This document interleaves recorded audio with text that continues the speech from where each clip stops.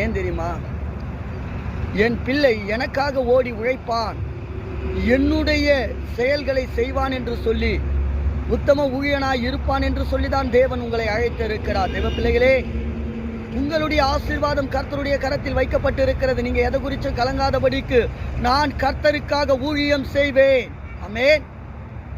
எப்பொழுதுமே ஆவியில அனல் உள்ளவர்களாய் இருந்து எழுந்து என் தேவன் என்னை அழைத்ததற்காக நான் அவருக்காக ஓடுவேன், உழைப்பேன். கர்த்தர் என் பட்சத்தில் இருக்கிறார், அவர் என்னிடத்தில் இருந்து செய்ய போகிற காரியம் பயங்கரமாய் இருக்கும் என்று சொல்லி உங்களுடைய நாட்களை வீணாய் செலுத்தாதபடிக்கு அழைத்தவருடைய புண்ணியங்களை அறிவிக்கும்படி தேவன் இன்றைக்கு உங்களை அழைக்கிறார். கர்த்தருக்காக ஊழியம் செய்கிற உத்தமும் உண்மையும் உள்ள தேவ பிள்ளையே, இன்றைக்கு உன்னிடத்தில் இருந்து கர்த்தருடைய அதிசய வல்லமையை தேசத்தின் ஜனங்கள் பார்க்கும்படி கர்த்தர் உங்களை அனலாய் மாற்றி இருக்கிறார். கர்த்தருக்கென்று உழைக்கிற தேவ சந்ததியாய் உங்களை கர்த்தர் மாற்றி இருக்கிறார். ஆமென்.